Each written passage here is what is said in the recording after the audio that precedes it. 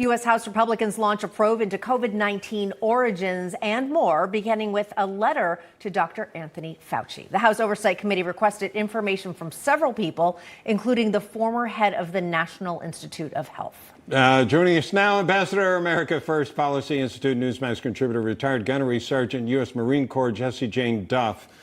Thought I said that before. You did, but it's fun. That's quite a title. The ultimate multi-hyphenates. And then we've also got nationally syndicated Tony Katz, nationally syndicated Eat, Drink, Smoke. He's an author. He's a smoker. My intro sucks compared to Jesse's. It's just I'm what have I with done you on with my That's life? it. Especially when you throw Marine out there, Gunnery Sergeant. Yeah, come on. I'm out. It's like a mic drop. So, Jesse, the floor is yours. Oh, I just don't know what Republicans are going to be able to acquire out of this. It seems like we've hit dead end after dead end. People that do not want to talk just do not talk. And to get information out of China, obviously, is going to be futile. How much are they going to be able to hold accountable with Dr. Fauci when we had seen demonstrated evidence that he was being dishonest? But he has had this silver tongue that's been able to flip the script every single time. So I would dare to say, again, this is another opportunity to expose the corruption of the government, to expose the disengagement that they have with the American people, to show how they had convinced people that they had to sacrifice their lives, sacrifice their jobs, sacrifice their paychecks for the government. The government essentially shut this country down, and much of it we are finding out is indefensible and was inappropriate. And the American people do deserve an apology from many of these officials that were making massive amounts of money and profits. We see that with the Pfizer CEOs now, and all of them, some of the biggest, the new billionaires during COVID happen to be those that were in the Pfizer types, the, what do we call them, the medical arena. So I'm hopeful that this will reveal more so the American people can vote better than they have in the past. Yeah, Tony, earlier in the show, we had Congressman Debbie Lasko on the show, and she is part of that committee that is investigating COVID-19. And she said that they're going to be looking into absolutely everything and kind of continue what Jessie Jane was saying, how Big Pharma pretty much took over everything that was going on, potentially to the fault, or I should say to the leaving out of potentially life-saving therapeutics. Some reported with no side effects that the FDA and beyond completely ignored. So there's two parts here. When you get to that second part that you're talking about, things that were left on the table, things we weren't allowed to talk about, things if you talked about, you were crazy, you were silenced on social media. That should be a very, very serious conversation. But the one thing we do know regarding Dr. Fauci, we know that $600,000 went to the Wuhan Virology Lab. We know that this EcoHealth Alliance conversation, where $8 million, I think it is, went to EcoHealth Alliance, money went to the lab.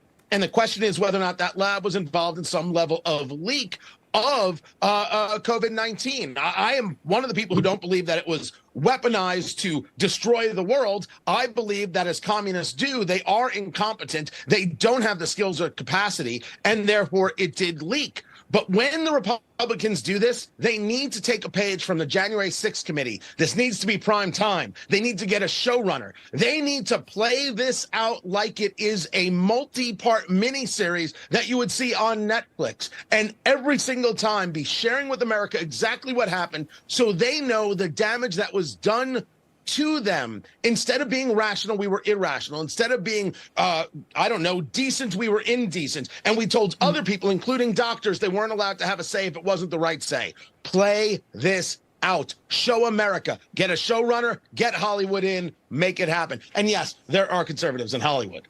Do you think, Jesse, I mean, that sounds like a great idea for getting the story out there. Right. We know, Jesse, that the DOJ wouldn't issue any subpoenas. We know it wouldn't go anywhere because the Republicans really don't have the power to do that. But they can do this. They could do what Tony's talking about in the House.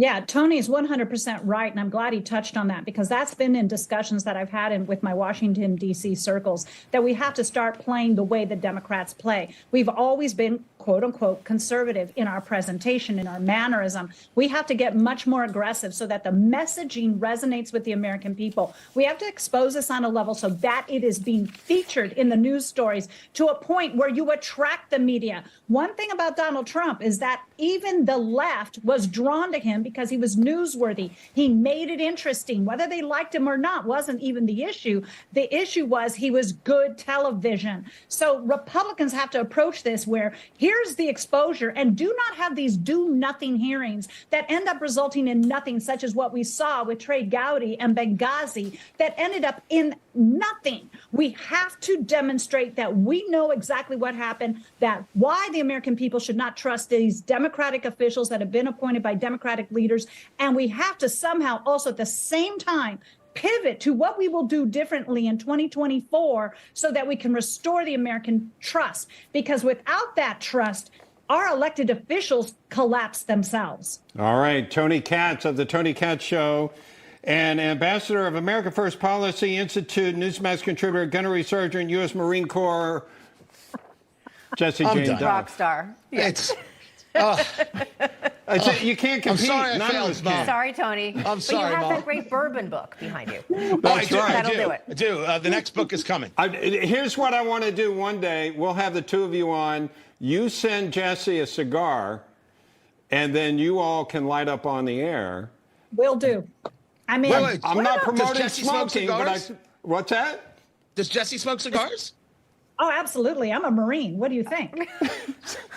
Can we get some bourbon? We just I promised myself I wouldn't cry. yeah, send us bourbon, Cohitos. and it'll be your dream come true. There we go. So Done and done. that'll be the Tony I love Katz show. a That good cohiba. Love a good cohiba. Oh. now they're talking. All right, Tony. Yeah, Yeah. I don't even know what I they're was going saying.